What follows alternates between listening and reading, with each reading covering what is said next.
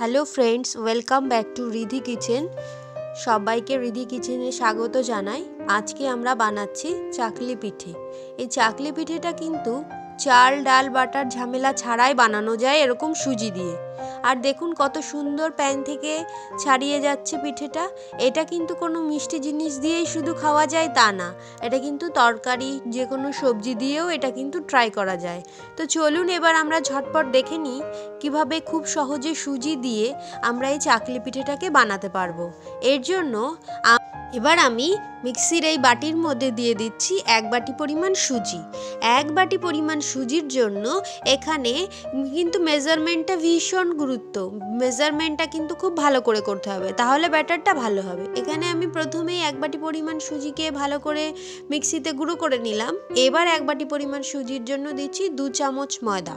2 চামচ ময়দা আর দিচ্ছি আমি এখানে 4 চামচ চিনি। চিনিটা এখানে আপনারা কম বেশি করতে পারবেন, তবে চিনিটা একটু কম ব্যবহার করবেন, এতে করে প্যানের গায়ে আটকে যাবে না বা কোনো অসুবিধা হবে না উঠতে। চিনিটা যদি বেশি হয়ে যায় তাহলে কিন্তু প্যান থেকে উঠতে চাইবে না। তো এভাবে আমরা 4 চামচ চিনি দিয়ে দিচ্ছি। আপনারা এখানে চাইলে একটু কম পরিমাণেও ব্যবহার করতে পারেন। তো এবার চিনিটা দেওয়া হয়ে গেছে। এবার আমি এর মধ্যে দিয়ে দিচ্ছি সামান্য পরিমাণে লবণ। লবণটা কিন্তু এখানে অবশ্যই দেবেন। আর দিচ্ছি এখানে নারকেল কোড়া। নারকেল কোড়া 2 থেকে 3 চামচের মতো আমি এখানে দিয়ে দিচ্ছি। আপনারা যদি এখানে নারকেলের পাউডার থাকে আপনাদের কাছে দিয়ে দিতে পারেন। নারকেল কোড়া দিয়ে এবার আমি মিক্সির বাটিটা বন্ধ করে খুব ভালো করে মিক্সার গ্রাইন্ডারে একবারে মিক্সি করে নেব। এর জন্য আমি এর মধ্যে দিয়ে দিয়েছি ঠিক যতটা পরিমাণ সুজি ততটা পরিমাণ জল দিয়ে এবার আমি এটাকে একবার মিক্সি করে নিলাম। দেখুন এখানে আমার কিন্তু পুরো ব্যাটারটা রেডি, আর ব্যাটারটা প্রচণ্ড ঘন। এর জন্য আমি আরও 1 বাটি পরিমাণ জল এর মধ্যে অ্যাড করলাম। ঠিক যতটা পরিমাণ সুজি ছিল ততটা পরিমাণ 2 বাটি জল আমাদের এখানে লাগবে, তবে গিয়ে ব্যাটারটা পুরোপুরি সেট হবে। এবার দেখুন এটাকে আমি আরও একবার মিক্সারে আরেকবার ঘুরিয়ে নিলাম। নেওয়ার পর এখানে দেখুন আমার ব্যাটারটা কিন্তু একদম রেডি।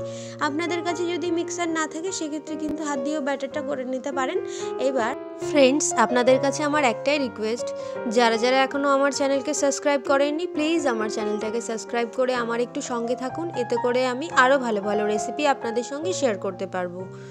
চলুন এবার তাহলে আমরা দেখে নিই। দেখাচ্ছি ঠিক এরকম, একেবারে ঘন না পাতলাও না, একদমই পাতলা একটা ব্যাটার এখানে আমাদের একেবারে রেডি। এবার এই ব্যাটারটাকে আমরা ঢাকা দিয়ে রাখবো আধা ঘন্টার জন্য। এখানে আধা ঘন্টার জন্য আমি ঢাকা দিয়ে রেখে দিচ্ছি। আধা ঘন্টা পর দেখুন ফিরে আসলাম।